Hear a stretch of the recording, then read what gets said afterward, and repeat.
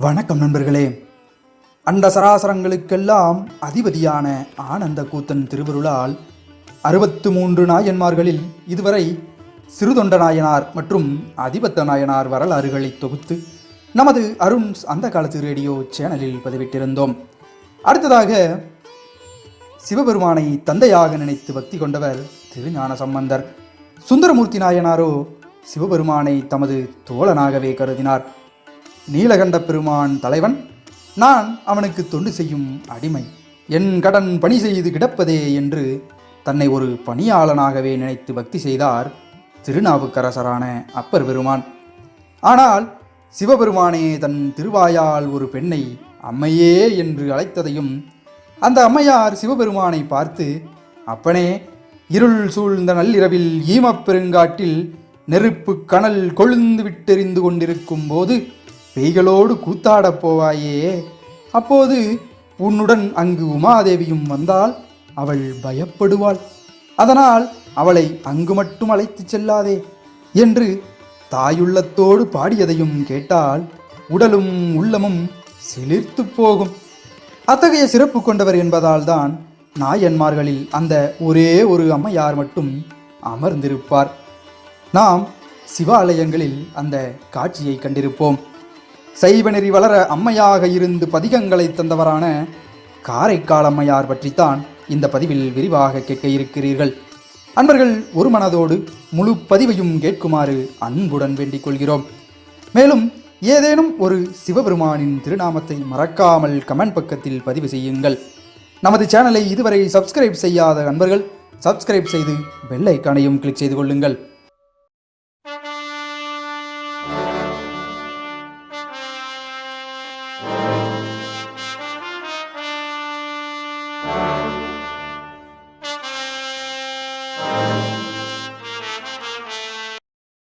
நீர்வளம் நிலவளத்தோடு செல்வவளம் ஆலயவளம் குடிவளம் போன்ற வளங்களும் பெருகி மானத்தோடும் பெருமையோடும் தர்மத்தின் வழியிலும் வியாபாரம் செய்யும் குறையொன்றுமில்லாத நன் மக்கள் வளத்தையும் கொண்டது காரைக்கால்.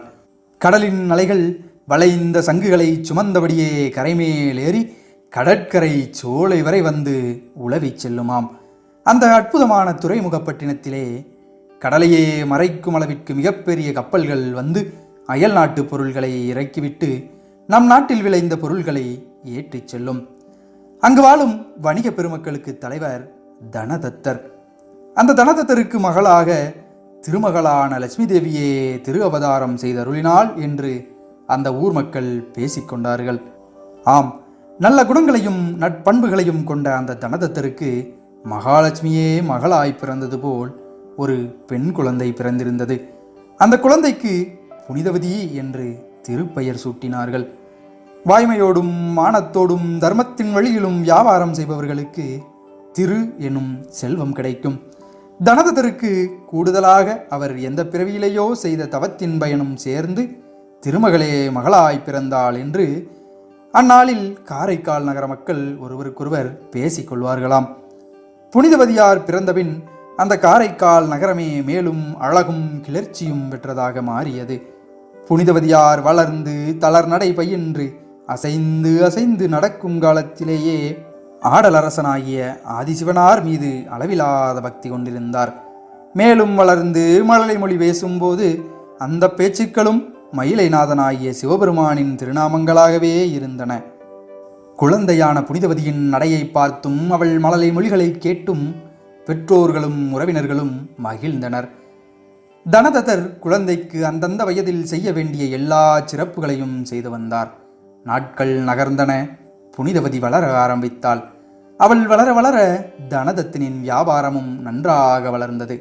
ஏற்கனவே பெரும் செல்வந்தராக இருந்தவருக்கு இப்போது மேலும் மேலும் செல்வம் பெருகியது. அழகின் கொழுந்து போல் வளர்ந்த அம்மையார் விளையாடும் போதும் சிவநாமங்களையே பாடுவார். சிவனடியார்களை கண்டால் சிவபெருமானையே பார்த்தவர் போல் பக்தி பரவசப்படுவார். அவர்களை வணங்கி மகிழ்வார். இப்படியாக தெய்வீக அழகுடன் வளர்ந்த அம்மையார் மங்கை பருவமடைந்தார். குடும்பத்தார்கள் திருமண பேச்சை எடுக்கும் போதெல்லாம், என் மகளுக்கு இருக்கும் அழகிற்கும் அறிவிற்கும் பக்திக்கும் ஏற்ற கணவனை அவள் பிறந்த நாள் முதலாய் வணங்கும் அந்த சிவபெருமான் தான் அவளுக்கு கொடுக்க வேண்டும் என்பார் தனதத்தர். நாகப்பட்டின நன்னகரத்தை பற்றி நாம் ஏற்கனவே அதிபத்த நாயனார் பற்றிய பதிவில் பார்த்தோம். அந்த நாகப்பட்டினத்தில் நீதிபதி என்பவர் அங்கிருந்த வணிகப் பெருமக்களுக்குள் புகழ்மிக்கவர்.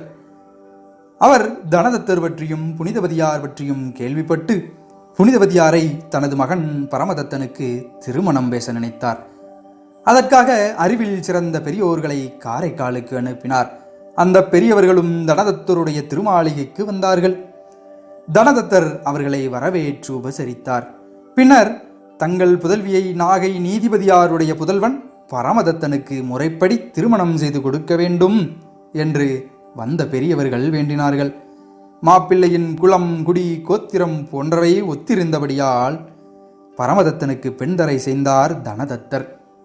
திருமணத்திற்கான நன்னாளும் குறிக்கப்பட்டது. மனம் பேச வந்தவர்கள் நாகை சென்று நீதிபதியாரிடம் தனதத்தரின் சம்மதத்தை தெரிவித்தார்கள். நீதிபதியார் மனமகிழ்ந்தார். திருமணத்திற்கு வேண்டிய ஏற்பாடுகளை எல்லாம் செய்தார். மங்களகாரியமான இந்த திருமணத்திற்கு அனைவரும் வந்து வாழ்த்தி செல்லுமாறு முகூர்த்த நாள் குறிக்கப்பட்ட ஓலையை இரு வீட்டார்களும் அவரவர் தம் சுற்றத்தார்களுக்கும் நண்பர்களுக்கும் அனுப்பினார்கள். திருமணத்திற்கு குறிக்கப்பட்ட நல்ல நாளும் நெருங்கியது. பரமதத்தனை நன்றாக அலங்கரித்து மலர் மாலை அணிவித்து மங்கள வாத்தியங்கள் முழங்க காரைக்காலுக்கு அழைத்து கொண்டு வந்தார்கள். தனதத்தர் வந்த அனைவரையும் வரவேற்று வந்தவர்களுக்கெல்லாம் தங்குவதற்கு இடம், அறுசுவை உணவு ஆகியவை கொடுத்து உபசரித்தார். குறித்த நல்ல நாளில் சாத்திர விதிப்படி மென்மையான திருவடிகளையும் சிரிப்பையும் பெற்ற மயிலை போன்ற புனிதவதியாருக்கும் மலர் மாலை அணிந்த காளை மாட்டை போன்ற பரமதத்தனுக்கும் சுற்றத்தார்கள் மகிழ்ந்து வாழ்த்தி பாராட்ட திருமணம் நடைபெற்றது. காளையுடன் மயிலுக்கு திருமணமா? காளை விலங்கினம், மயிலோ பறவை இனம். ஆண்மயிலும் பெண்மயிலும் திருமணம் செய்தது போல் என்று கூறலாம். அல்லது காளை போன்ற ஆணுக்கும் பசு போன்ற பெண்ணுக்கும் திருமணம் செய்தார்கள் என்று கூட கூறியிருக்கலாம். ஆனால் காளைக்கும் மயிலுக்கும் திருமணம் என்று சேக்கிழார் பெருமான் சொல்ல காரணம் என்னவாக இருக்கும்? நேயர்கள் அடுத்தடுத்து என்ன நடக்கப் போகிறது என்பதை யூகித்திருப்பீர்கள் என்று நம்புகிறேன். தொடர்ந்து இணைந்திருங்கள் அருண்ஸ் அந்த காலத்து ரேடியோவுடன். நமது சேனலை சப்ஸ்கிரைப் செய்யாத அன்பர்கள் சப்ஸ்கிரைப் செய்து பெல் ஐகானையும் கிளிக் செய்து கொள்ளுமாறு அன்புடன் வேண்டிக் கொள்கிறோம். இதோ கதை தொடர்கிறது.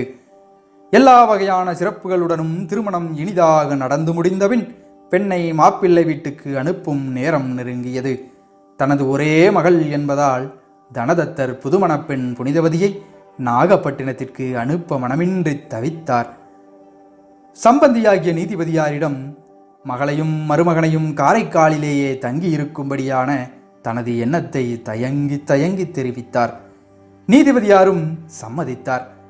அதன்படி தனதத்தர் காரைக்காலிலேயே தனது மாளிகைக்கு அருகில் வேறொரு தனி மாளிகை கட்டி கொடுத்து அதில் மருமகனுடன் மகளை தனி குடித்தனம் அமர்த்தினார். நிறைய செல்வங்களையும் ஆடை அணிகலன்கள், பாத்திரங்கள், பசுக்கள், நிலம் போன்றவைகளையும் தனதத்தர் தன் மகளுக்கு சீதனமாக கொடுத்தார். பரமதத்தனும் அவர்கள் விரும்பியபடியே காரைக்காலில் தங்கி அவர்களுடைய சொந்த பிள்ளை போல் வியாபாரத்தை கவனித்து செல்வத்தை நேர்மையான வழியில் பெருகச் செய்து மனைவியான புனிதவதியுடன் மகிழ்ச்சியாக வாழ்ந்து வந்தார்.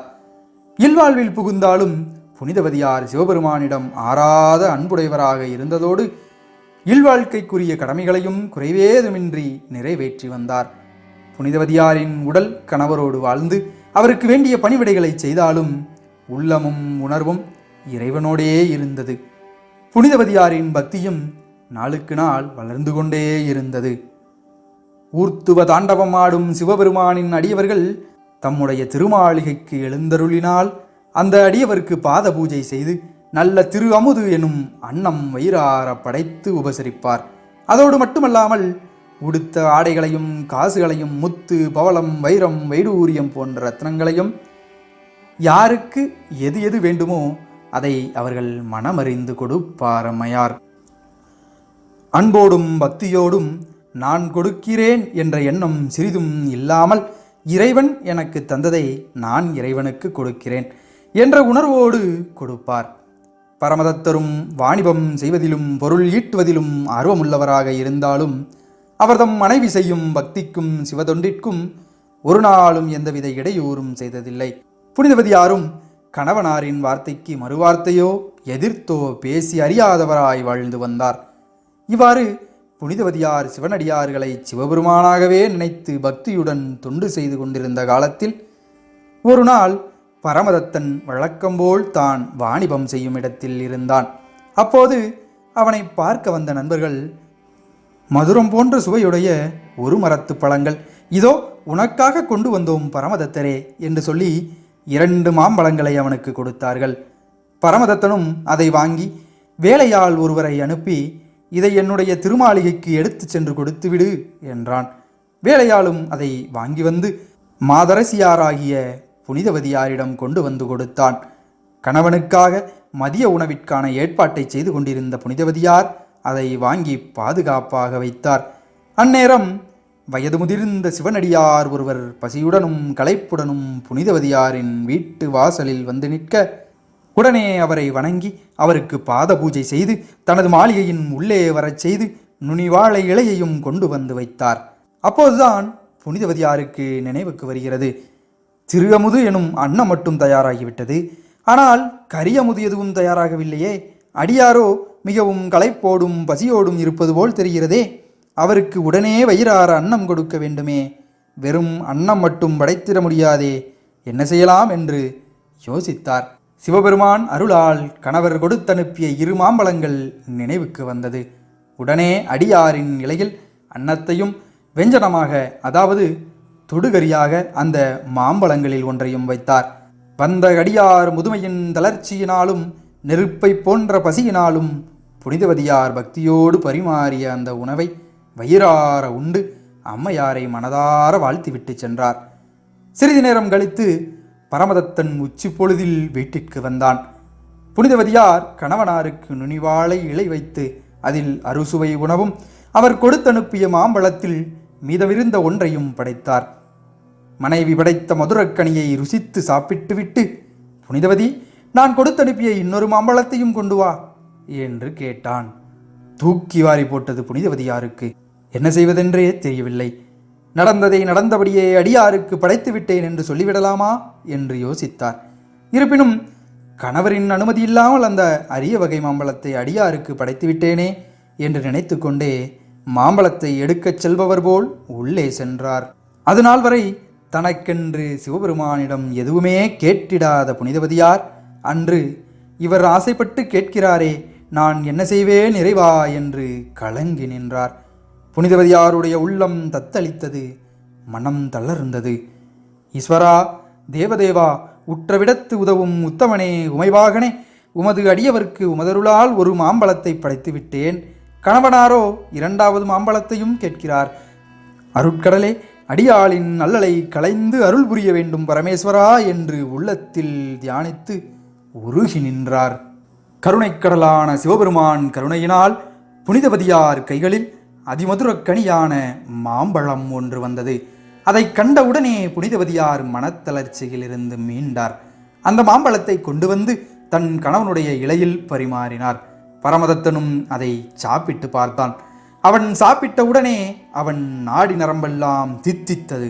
அந்த பழத்தின் இனிய சுவை அமிர்தத்தை காட்டிலும் மேலாக இருந்ததாக உணர்ந்தான். புனிதவதி, இந்த மாம்பழம் நான் கொடுத்தனுப்பிய மாம்பழம் அல்ல. இது பூலோகத்திலும் விளைந்ததாக தெரியவில்லை. தேவலோகத்திலும் கூட இது போன்ற சுவை கொண்ட மாம்பழம் விளையுமா என்று தெரியவில்லை. உலகிலும் கிடைப்பதற்கு அரிய சுவையை உடையதாக இருக்கிறது இந்த மாம்பழம். இந்த மாம்பழத்தை நீ எங்கே வாங்கினாய் என்று கேட்டான். அம்மையார் கிடுகிடுவென நடுங்கினார். இறைவனின் அருள் திறத்தை வெளிப்படுத்தவும் கூடாது, அதே நேரம் கணவனிடம் உண்மையை மறைப்பதும் தவறு. ஆகையால் கணவன் கேட்டதற்கு உண்மையை சொல்வதுதான் கற்பு நெறிக்கழகு என்னும் முடிவுக்கு வந்தார்.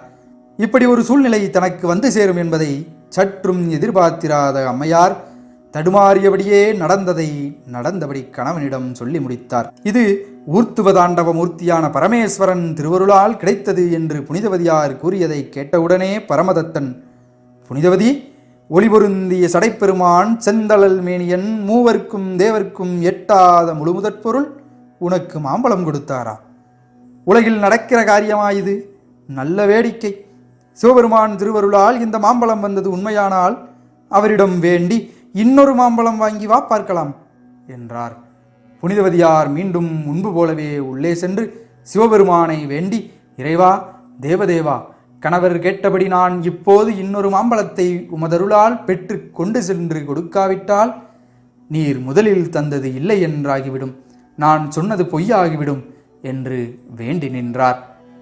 மீண்டும் சிவபெருமான் மாம்பழம் ஒன்றை கொடுத்தாரா? நீங்கள் கேட்டுக்கொண்டிருப்பது அருண் அந்த காலத்து ரேடியோ.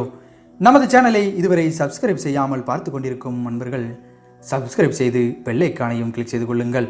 இதோ கதை தொடர்கிறது. இப்போதும் ஈசனார் அருளால் அம்மையார் கையில் மாம்பழம் ஒன்று வந்தது. அதை கண்டு ஆனந்தப்பட்டு கணவனாரிடம் கொண்டு வந்து கொடுத்தார் புனிதவதியார்.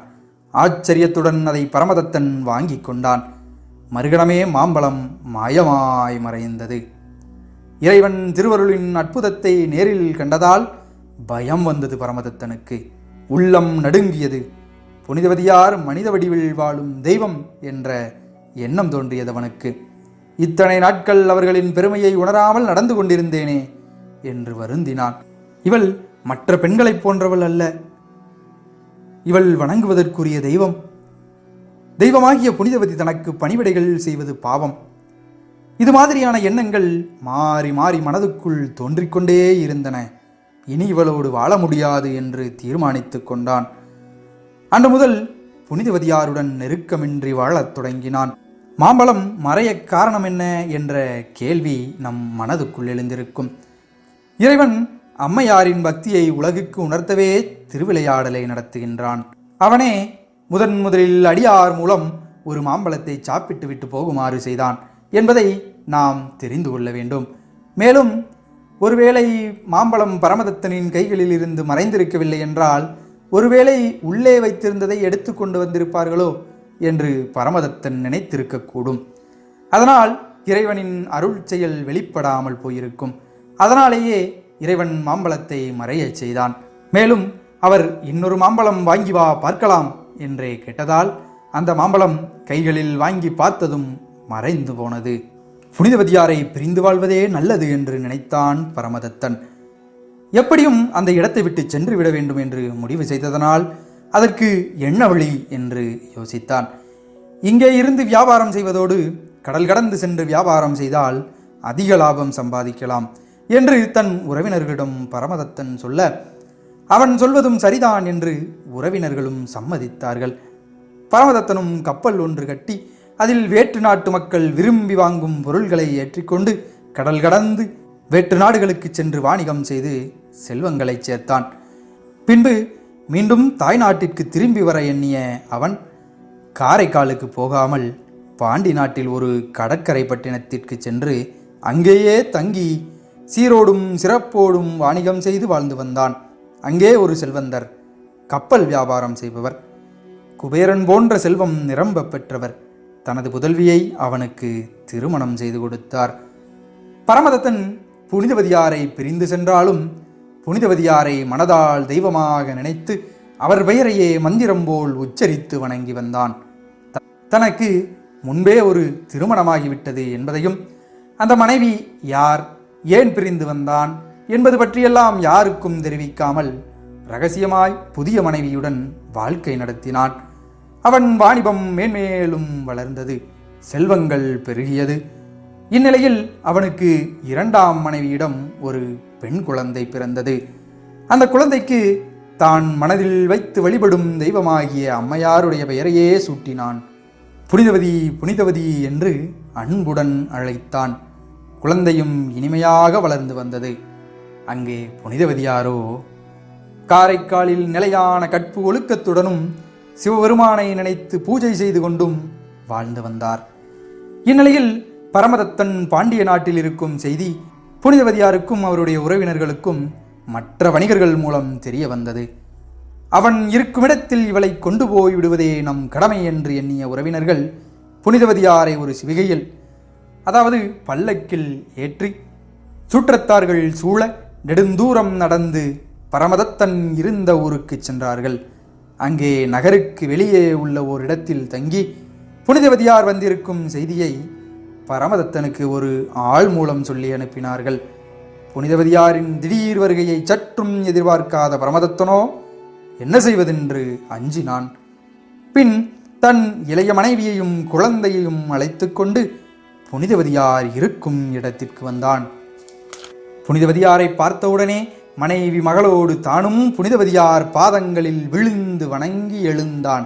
மேலும், அடியேன் உமது திருவருளால் நலமாக வாழ்கிறேன். இந்த குழந்தைக்கும் உங்கள் திருநாமத்தையே சூட்டியிருக்கிறேன்.